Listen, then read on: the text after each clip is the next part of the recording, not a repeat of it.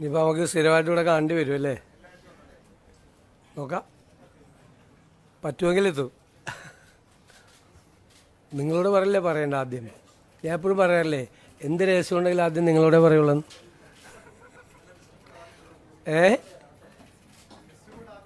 അല്ല, ഗവർണറെ കാണുന്നതിനിപ്പോൾ പറയാൻ പാടില്ല, അതിനുള്ള അധികാരം നമുക്കില്ല.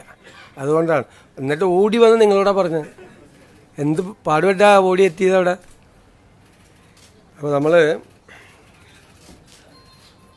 ഇന്നിപ്പോൾ ആദ്യത്തെ മന്ത്രിസഭാ യോഗം കഴിഞ്ഞു സത്യപ്രതിജ്ഞയ്ക്ക് ശേഷം. അപ്പോൾ തെരഞ്ഞെടുപ്പ് കാലത്ത് UDF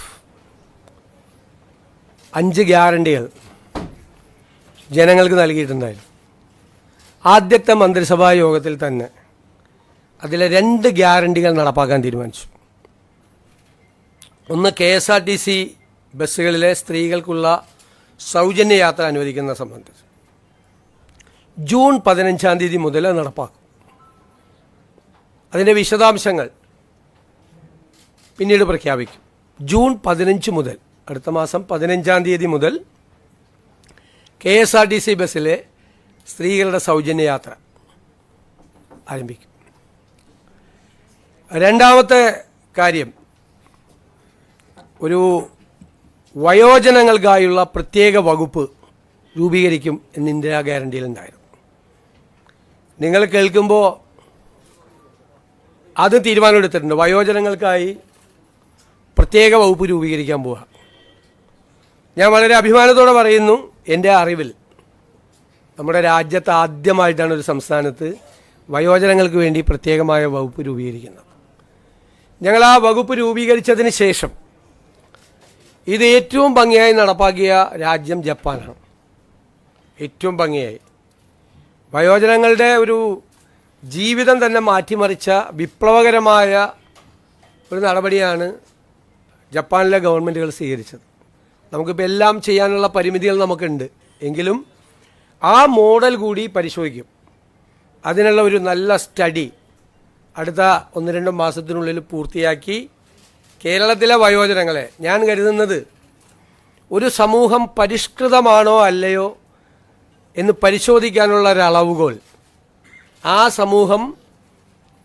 സമൂഹത്തിലെ മുതിർന്ന ആളുകളോട് എങ്ങനെ പെരുമാറുന്നു എന്നതാണ്. ഇപ്പം നമുക്ക് കേരളം സിവിലൈസ്ഡ് സൊസൈറ്റിയാണ്, പരിഷ്കൃത സമൂഹമാണെന്ന് ലോകത്തോട് മുഴുവൻ വിളിച്ചു പറയണമെങ്കിൽ പ്രായമായവരുടെ അല്ലേ, അവരോട് ഏറ്റവും മാന്യമായി, അവരെ കരുതലോടുകൂടി, അവരെ ചേർത്ത് പിടിച്ചുകൊണ്ടുള്ള ഒരു സമീപനവും പദ്ധതികളും കേരളത്തിലുണ്ടാകണം ധാരാളമായി. ഒരു വകുപ്പ് രൂപീകരിച്ച് അവിടെ കുറേ സെക്രട്ടറിയും ഉദ്യോഗസ്ഥരും വയ്ക്കുന്ന അല്ല അതിൻ്റെ ഉദ്ദേശം. വലിയ ലക്ഷ്യങ്ങളാണ് അതിൻ്റെ അകത്തുള്ളത്. സ്വപ്നതുല്യമായ കാര്യങ്ങൾ ഈ വയോജന വകുപ്പ് രൂപീകരിച്ചതിൻ്റെ പുറകിലുണ്ട്. അത് പുറകെ സ്റ്റെപ്പ് ബൈ സ്റ്റെപ്പായിട്ട് നടക്കും. അതിനുള്ള വിശദമായ ഒരു പഠനം തന്നെയാണ് വയോജന വകുപ്പിനെ സംബന്ധിച്ചുള്ള. നമുക്ക് കേരളത്തിന് വലിയ താമസമില്ലാതെ ലോകത്തോട് മുഴുവൻ ഉറക്കെ വിളിച്ചു പറയാൻ പറ്റണം, ഞങ്ങളാണ് സിവിലൈസ് സൊസൈറ്റി, ഞങ്ങളുടെ പ്രായമായവരെ എങ്ങനെയാണ് നോക്കുന്നത് എന്ന് പറയണം. അതാണ്. അപ്പോൾ ആ 2 ഗ്യാരണ്ടി നടപ്പാക്കാനുള്ള തീരുമാനം എടുത്തിട്ടുണ്ട്. ഇനി നമ്മൾ ഈ വാക്കാണല്ലോ പ്രധാനം. വാക്ക് പറയുമ്പോൾ മറന്നുപോലെ ഭയങ്കര എളുപ്പമാണ്. പക്ഷേ വിശ്വാസ്യത എന്ന് പറയുന്നത് ഏറ്റവും പ്രധാനപ്പെട്ടൊരു കാര്യമുണ്ട്. ഞാൻ തന്നെ ആശാ വർക്കർമാരുടെ പന്തലിൽ പോയി സമരം അവസാനിപ്പിക്കുന്നതിന് മുമ്പും സമരം അവസാനിപ്പിച്ച ദിവസം ഒരു വാക്ക് പറഞ്ഞിട്ടുണ്ടായിരുന്നു. ആദ്യത്തെ ക്യാബിനറ്റിൽ നിങ്ങളുടെ സഹായങ്ങൾ പ്രഖ്യാപിച്ചു തുടങ്ങുന്നു. എല്ലാം അവരാവശ്യപ്പെട്ട മുഴുവൻ കാര്യങ്ങളും ചെയ്യണമെന്ന് നമുക്കുണ്ട്. പക്ഷെ നിങ്ങൾക്കറിയാമല്ലോ, നമ്മളൊരു സമ്പദ് വ്യവസ്ഥയെക്കുറിച്ചുള്ള ഒരു പഠനങ്ങളൊക്കെ നടക്കുന്നേ ഉള്ളൂ. എങ്കിലും ആദ്യഘട്ടത്തിലായി അവർക്ക് 3000 രൂപയുടെ വർധനവ് പ്രഖ്യാപിക്കുകയാണ് ആദ്യത്തെ ക്യാബിനറ്റ് യോഗം തീരുമാനിച്ചു. റിട്ടയർമെൻറ്റ് ബെനിഫിറ്റിനെ സംബന്ധിച്ചിട്ടുള്ള യോഗം അടുത്ത ഒരു മാസത്തിനുള്ളിൽ തന്നെ അതുകൂടി തീരുമാനിച്ചു പ്രഖ്യാപിക്കും. കാരണം അതിൻ്റെ കുറച്ച് ഫിനാൻഷ്യൽ ലയബിലിറ്റിയും മറ്റ് കാര്യങ്ങളെക്കുറിച്ചുള്ള റിപ്പോർട്ടുകൾ വളരെ പെട്ടെന്നല്ലേ, നമ്മളിപ്പോൾ ചാർജ് എടുത്താലേ നമുക്കിതൊക്കെ ചോദിക്കാൻ പറ്റുള്ളൂ. അതൊക്കെ വരാനുള്ള ചില കാലതാമസങ്ങൾ കൊണ്ട് മാത്രമാണ്.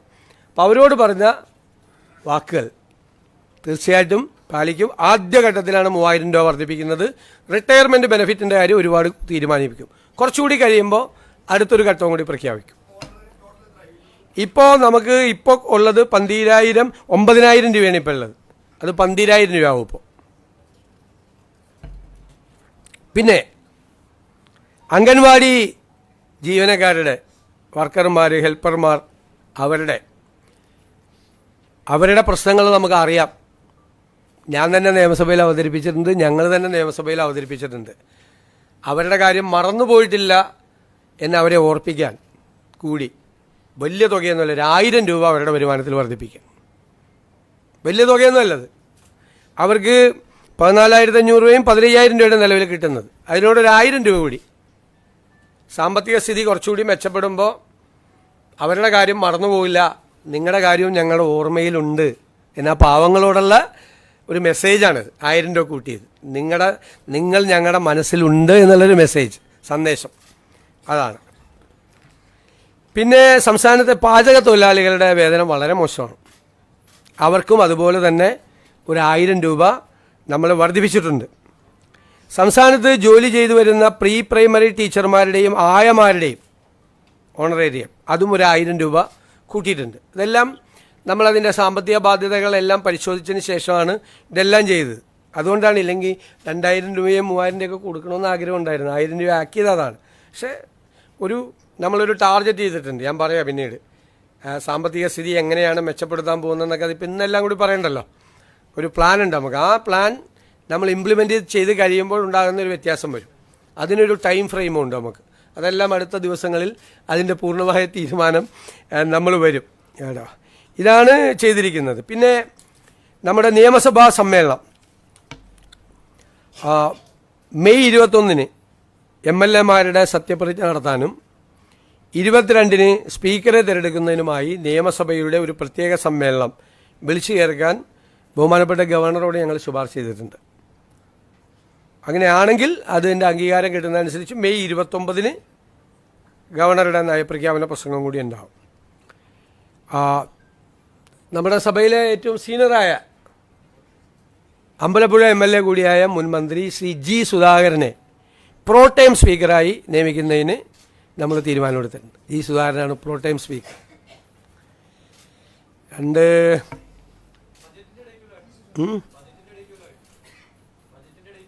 പറയാം അത് ഗവർണറുടെ ഇത് കിട്ടിക്കഴിഞ്ഞിട്ട് നമുക്ക് പറയാം.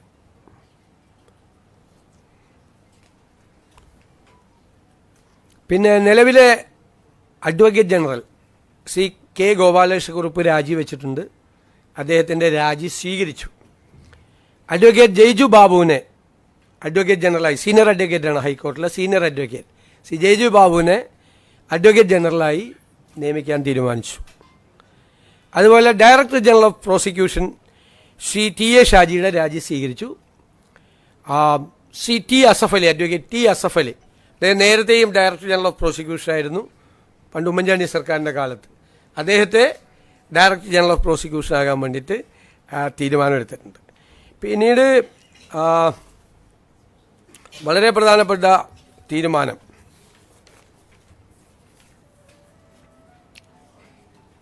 നമ്മൾ ombudsman, state election commissioner, PSC members, information commissioner തുടങ്ങിയ കാര്യങ്ങളിൽ തീരുമാനമായിട്ടില്ല.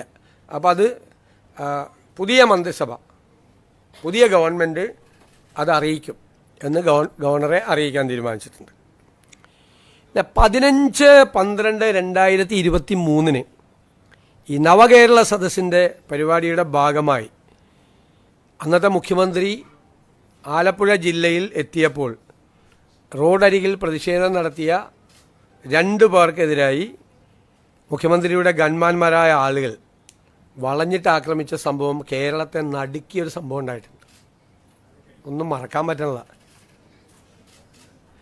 അതിൽ ഇല്ലേ, നമ്മളതിൻ്റെ രാഷ്ട്രീയ പ്രതികാരത്തിനൊന്നും അല്ല പോകുന്നത്. ബഹുമാനപ്പെട്ട ആലപ്പുഴ മജിസ്ട്രേറ്റ് കോടതി നവംബർ 8, 2024 ഒരു ഉത്തരവിട്ടിട്ടുണ്ട്. എന്താണ് ഉത്തരവ്? അതൊരു അന്വേഷണം നടത്തണം, പുനരന്വേഷണം നടത്തണം. കാരണം ഇവർ പറഞ്ഞത് ഒരു തെളിവും ഇല്ല എന്നാണ് പറഞ്ഞത്. അപ്പോൾ വീഡിയോ ഉണ്ടെന്ന് പറഞ്ഞു, വീഡിയോ ഇല്ല എന്ന് പറഞ്ഞു. അപ്പോൾ ഇവർ വീഡിയോ ഹാജരാക്കിയപ്പോൾ കോടതിക്ക് അത് ബോധ്യമായി. കാരണം മുഖ്യമന്ത്രിയെ രക്ഷിക്കുന്നതിന് വേണ്ടിയിട്ടല്ല, ഞാൻ എൻ്റെ മെറിറ്റിലേക്കൊന്നും പോകുന്നില്ല, ബോധ്യമായി. അപ്പോൾ കോടതി ഒരു പുനരന്വേഷണത്തിന് ഉത്തരവിട്ടിട്ട് ഇതുവരെ അന്വേഷണം നടത്തിയിട്ടില്ല. അപ്പോൾ നമ്മൾ നടത്തണ്ടേ? നിയമപരമായ ഇതല്ലേ. അതുകൊണ്ട് അതിനൊരു സ്പെഷ്യൽ ഇൻവെസ്റ്റിഗേഷൻ ടീം ആ കേസ് അന്വേഷിക്കും. ഇത്രയാണ് തീരുമാനങ്ങൾ. പിന്നെ മഴക്കാല പൂർവ്വ പ്രവർത്തനങ്ങൾ നടത്തുന്നതിന് വേണ്ടിയിട്ടുള്ള നടപടിക്രമങ്ങൾ ക്യാബിനറ്റ് പരിശോധിച്ചിട്ടുണ്ട്. അത് കുറേ കൂടി മെച്ചപ്പെടുത്തി കുറേ കൂടി വേഗത്തിലാക്കുന്നതിന് വേണ്ടിയിട്ടുള്ള നടപടികൾ കൂടി അത് സ്വീകരിക്കും. അടുത്ത മന്ത്രിസഭാ യോഗം ബുധനാഴ്ച ക്രമം അനുസരിച്ച്, ഇതൊരു കൺവെൻഷനലായിട്ട് ചേരുന്നതാണ്, അടുത്തതും അത് ചെയ്യും. ഇതൊക്കെയാണ്. അതെ, ഞാൻ പറഞ്ഞല്ലോ, അതിപ്പോൾ നമുക്ക് ഇപ്പോഴല്ലേ നമ്മൾ ഒപ്പിട്ട് ചാർജ് എടുത്തത്. നമുക്കതിൻ്റെ ഫിസിക്കൽ ഇമ്പാക്റ്റ് എന്താണ്, മറ്റ് കാര്യങ്ങൾ എന്താണ് എന്ന് നമ്മളിപ്പോൾ ആവശ്യപ്പെട്ടിട്ടേ ഉള്ളൂ. അത് കിട്ടിക്കഴിഞ്ഞാലല്ലേ നമുക്കതിൻ്റെ ഡീറ്റെയിൽസ്, ഒരു വർഷം എത്ര വരുമാനം ഉണ്ട്, അതിൻ്റെ ഫിനാൻഷ്യൽ ഇമ്പാക്റ്റ് സാധാരണക്കാരുടെ മീതെ എത്രയാണ് കൂടുന്നത് എന്നെല്ലാം ഒന്നൊരു പരിശോധിച്ചിട്ട് ഒരു തീരുമാനം അടുത്ത ക്യാബിനറ്റിലോ അല്ലെങ്കിൽ വേറെ ഉണ്ടാവും. അത് ഞാൻ പറയാൻ വിട്ടുപോയതാണ്.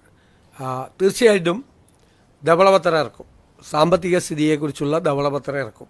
അത് തീരുമാനമായിട്ടുണ്ട്. അത് ഒരു ഉദ്യോഗസ്ഥ തലത്തിൽ മാത്രമല്ല, വിദഗ്ധരായ ആളുകളെ ഒരു ടീം അത് പിന്നീട് പ്രഖ്യാപിക്കും. വളരെ പെട്ടെന്ന് വേണം. സാമ്പത്തിക വിദഗ്ധരായ ആളുകളുടെ ഒരു ടീം അത് അന്വേഷിക്കാൻ വേണ്ടിയിട്ട് ഉണ്ടാവും. അത് പരിശോധിച്ച് നിലവിലെ സാമ്പത്തിക സ്ഥിതിയെക്കുറിച്ച് കേരളത്തിലെ ജനങ്ങളെ ബോധ്യപ്പെടുത്തുന്നതിന് വേണ്ടിയിട്ടുള്ളൊരു ധവളപത്രം ഉണ്ടാവും. അല്ല, അതല്ല ഞാൻ പറയാം. അതിൻ്റെ വിശദാംശങ്ങൾ പിന്നീട് തരും. 15-ാം തീയതി മുതൽ അത് നടപ്പാക്കും. വിശദാംശങ്ങൾ അടുത്ത ദിവസങ്ങളിൽ തരും, നിങ്ങൾക്ക് തരും. അല്ലല്ല, അതൊന്നും എല്ലാം കൂടി നമ്മളൊരു ആദ്യത്തെ ക്യാബിനറ്റ് തീരുമാനിച്ച അടുത്ത ദിവസമൊക്കെ പോയി വെറുതെ ഇരിക്കേണ്ടി വരില്ലേ, ചുമ്മാ. ഇല്ലില്ല, SIT രൂപീകരിച്ച് അത് ആഭ്യന്തര വകുപ്പാണ് അത് ചെയ്യേണ്ടത്. അതൊക്കെ അവർ ചെയ്തോളും ഭംഗിയായിട്ട്. അതിലൊക്കെ ക്യാബിനറ്റ് എടുക്കേണ്ട കാര്യം.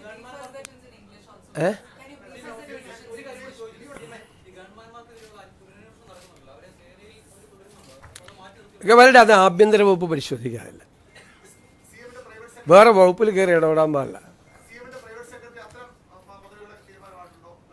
ഇല്ലില്ല, അതൊക്കെ പറയാം. നമ്മളൊന്ന് ഒപ്പിട്ട് ഇങ്ങ് വന്നല്ലേ ഉള്ളു. ഒന്ന് ഒരു അത്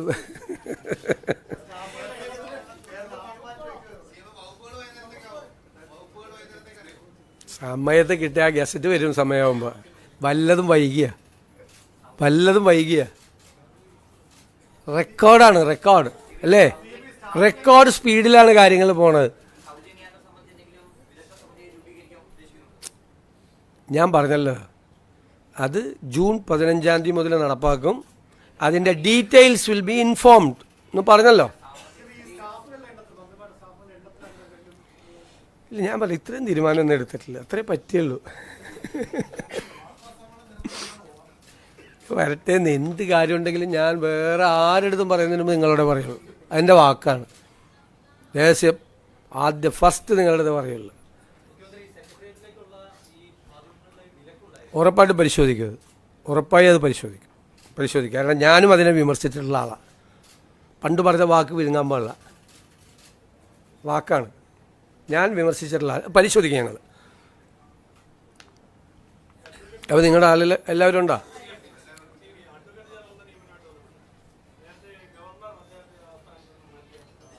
ആരെ? ഏത് സ്ഥാനത്ത് നിന്ന്? അതിനെന്തിനാ എല്ലാവരും ജീവിതകാലം മുഴുവൻ കേരളത്തിൽ വരുന്ന എല്ലാ ഗവർണർമാർക്കും ഒരാളെ അഡ്വൈസറായിട്ട് വയ്ക്കാൻ പറ്റുമോ? അതെന്താ കാര്യം?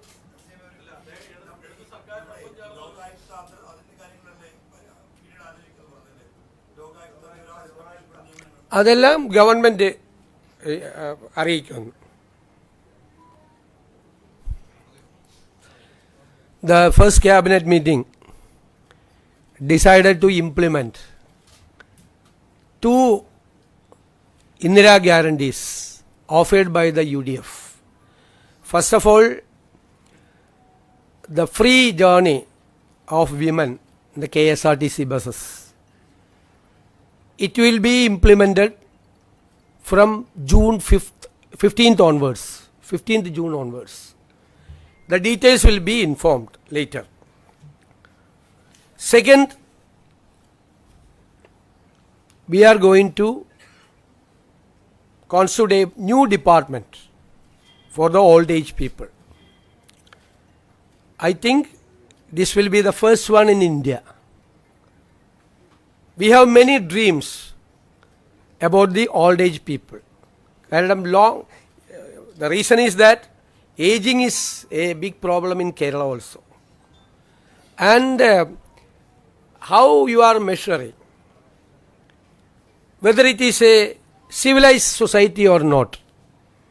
We think that how the society is respecting the old age people. That is the measurement yard for checking that society is civilized or not.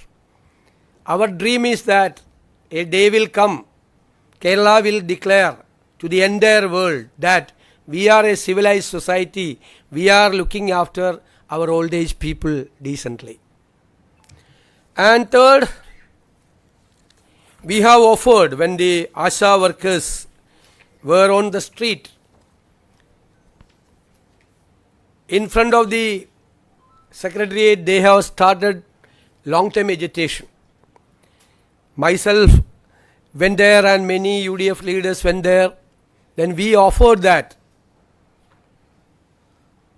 we will make actions to cure your problems. And the first cabinet will take a decision in favor of you. So, we kept our word. The first cabinet, we have decided to increase 3,000 rupees per month to all the ASHA workers as honorarium. Then for the Anganwadi workers, helpers, we increase 1,000 rupees per month. For the cooking staff in the schools, we are giving them 1,000 rupees per month more. And for the pre-primary teachers and ayahs, their honorarium is also increased by 1,000 rupees. And we have decided our pro tem speaker, Mr. G. Sudhakaran, senior MLA, will be the pro tem speaker. We have recommended to the Honorable Governor to convene the assembly for the swearing in of the MLAs and for the selection of the speaker. Then on 21st, swearing in of the MLAs, 22nd, election of the speaker, and 29th for the address by the Honorable Governor. And we have appointed Senior Advocate Mr. Jaju Babu as Advocate General, and another Senior Fellow, Advocate T. Asaf Ali, as the Director General of Prosecution. These are the items.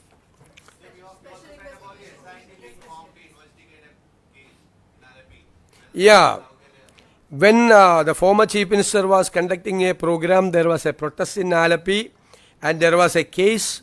Two workers were brutally attacked by the gunmen of the Honorable former Chief Minister. It was a case, and by rejecting the arguments put forward by the prosecution, the court issued an order for a reinvestigation. Unfortunately, for the last 1.5 years, the government has not so far issued an order for reinvestigation. So the first cabinet decided to constitute a special investigation team for the re-investigation ordered by the Honorable Court. Okay? But do you think that it might sound like a politics of vendetta? That is why I told you that on November 8th, 2024, the Alappuzha District Court issued an order for a re-investigation. Not so far. The government has not issued an order for investigation. We are implementing the court order. How it can be interpreted as a political vendetta? No. But we don't forget anything. സത്യപ്രതിജ്ഞ ചടങ്ങിൽ സാധാരണ ഈ ഉള്ള protocol കീഴ്വഴക്കം മാറ്റിവെച്ചുകൊണ്ട് പുതിയ രീതിയിലേക്ക് പോകുന്നത് എന്തുകൊണ്ടാണ്? Precedence ഒക്കെ മാറ്റപ്പെടാനുള്ളതല്ലേ. പ്രീസിഡൻസ് എന്ന് വെച്ച് കഴിഞ്ഞാൽ ഒരു 100 കൊല്ലം കഴിഞ്ഞാൽ ഇത് 150 കൊല്ലം മുമ്പുള്ള പ്രീസിഡൻസ് എന്ന് പറഞ്ഞിട്ട് കാര്യമുണ്ടോ? ഇത് നിങ്ങൾ കണ്ടില്ലേ? ഈ സത്യപ്രതിജ്ഞ നിങ്ങൾ കണ്ടില്ലേ? ഈ സത്യപ്രതിജ്ഞയിൽ വന്ന അതിഥികൾ ആരൊക്കെയായിരുന്നു? ശ്രീ രാഹുൽ ഗാന്ധി, ശ്രീ മല്ലികാർജുൻ ഖാർഗെ, ശ്രീമതി പ്രിയങ്ക ഗാന്ധി, 3 സംസ്ഥാനങ്ങളിലെ മുഖ്യമന്ത്രിമാർ, 2 സംസ്ഥാനങ്ങളിലെ ഉപമുഖ്യമന്ത്രിമാർ, നിരവധി സംസ്ഥാനങ്ങളിൽ നിന്നുള്ള മന്ത്രിമാർ, ഛത്തീസ്ഗഡിലെ മുൻ മുഖ്യമന്ത്രി ശ്രീ ഭൂപേഷ് ബാഗൽ. ഇതിനു മുമ്പ് ഏതെങ്കിലും സത്യപ്രതിജ്ഞയ്ക്ക്, ഏതെങ്കിലും ഗവൺമെൻറ്റിൻ്റെ ഒരു സത്യപ്രതിജ്ഞയ്ക്ക് ഇത്രയധികം നേതാക്കൾ ഒരുമിച്ച് വന്ന സമയം ഉണ്ടായിട്ടുണ്ടോ? കേരളത്തിലെ പ്രതിപക്ഷ നേതാവ്, പ്രതിപക്ഷ നേതൃനിരയിലെ BJP പ്രസിഡന്റ്, CPI സെക്രട്ടറി, മുസ്ലിം ലീഗിൻ്റെ സമുന്നതനായ നേതാവ് പാണക്കാട് തങ്ങൾ ഉൾപ്പെടെ ഒരു വലിയ നിര അല്ലേ? അവിടുത്തെ ക്രൗഡ് എന്താണ്? നമുക്ക് നിയന്ത്രിക്കാൻ പോലും പറ്റാത്തൊരു ക്രൗഡ് അല്ലേ? അത് നമുക്കറിയായിരുന്നു മുൻകൂട്ടി സംഭവിക്കുമെന്ന്. അപ്പോൾ സുരക്ഷിതത്വവും മറ്റു കാര്യങ്ങളും എല്ലാം പരിഗണിച്ച് അവരുടെ കൂടെ സാന്നിധ്യത്തിൽ ഇല്ലേ, എല്ലാവരുടെയും ആരെയും മാറ്റി നിർത്തിയിട്ടില്ല. അവിടെ കുറച്ച് പേരെ കൊണ്ടുപോയി താഴെ ഇരുത്തുകയും കുറച്ച് പേരെ കൊണ്ടുവന്ന് സ്റ്റേജിലിരുത്തുകയും അല്ല ചെയ്തത്. ശ്രദ്ധിച്ച പ്രധാനപ്പെട്ട ഡിഗ്നിറ്ററീസിനെല്ലാം നേരിട്ട് തന്നെ ഞാൻ വിളിച്ചത്. മുൻ മുഖ്യമന്ത്രിയെ അദ്ദേഹത്തിൻ്റെ വസതിയിൽ പോയിട്ടാണ് ക്ഷണിച്ചത്. അദ്ദേഹം സ്നേഹപൂർവ്വം ആ ക്ഷണം സ്വീകരിച്ച് അദ്ദേഹം എത്തി. ഞാൻ പ്രത്യേകം നന്ദി പറയുകയാണ്. ബാക്കി ഞാൻ BJP പ്രസിഡന്റിനെല്ലാം ഫോണിൽ MLA ആയിട്ട് ജയിച്ചു വന്ന ആളാണ്. BJPയുടെ സംസ്ഥാന പ്രസിഡന്റാണ് ശ്രീ ബിനോയ് വിശ്വം ഉൾപ്പെടെയല്ല. എനിക്ക് പറ്റാവുന്നത്ര സമയപരിധി എന്താ അറിയാമല്ലോ. എല്ലാവരെയും നേരിട്ട് ബന്ധപ്പെട്ട് എല്ലാവരുടെയും സാന്നിധ്യത്തിൽ, ഇത് ജനങ്ങൾ തിരഞ്ഞെടുത്തൊരു മന്ത്രിസഭയല്ലേ അല്ലേ? അത് സത്യപ്രതിജ്ഞ ചെയ്യുമ്പോൾ എല്ലാവരുടെയും സാന്നിധ്യത്തിൽ ചെയ്യണം. അത് കേരളം പുതിയ ചില സന്ദേശങ്ങൾ ഞാൻ പറഞ്ഞല്ലോ, നമ്മൾ വരുമ്പോൾ ചില സന്ദേശങ്ങൾ കൊടുക്കുമെന്ന് പറഞ്ഞു. അതാണ്. അപ്പോൾ എൻ്റെ ഒറ്റ മറുപടിയല്ല, എപ്പോഴും പ്രീസിഡൻസ് എന്ന് പറയരുത്. ഒരുപാട് പ്രീസിഡൻസ് ഇനി മാറ്റപ്പെടും. ഇതൊരു വേറൊരു ജനകീയമായ സത്യപ്രതിജ്ഞ ചടങ്ങാണ്. ഞാനല്ലാതെ പറയേണ്ടത്, നിങ്ങളാണത് വിലയിരുത്തി വാർത്ത കൊടുക്കേണ്ടത്. എങ്ങനെയായിരുന്നു സത്യപ്രതിജ്ഞ? ഇങ്ങനെ ഒരു സത്യപ്രതിജ്ഞ നിങ്ങൾ കണ്ടിട്ടുണ്ടോ?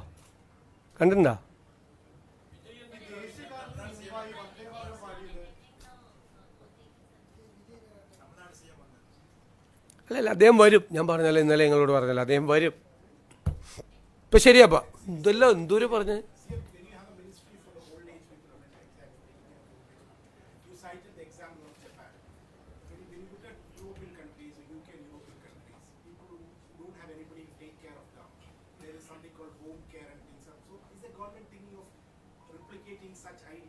Definitely, we have to protect each and every old age people. We don't allow them to be alone. The government is with them. Kerala is with them. That is a message. It's a very good question. That is our dream. We have to reach there. Nobody. Okay. Thank you very much.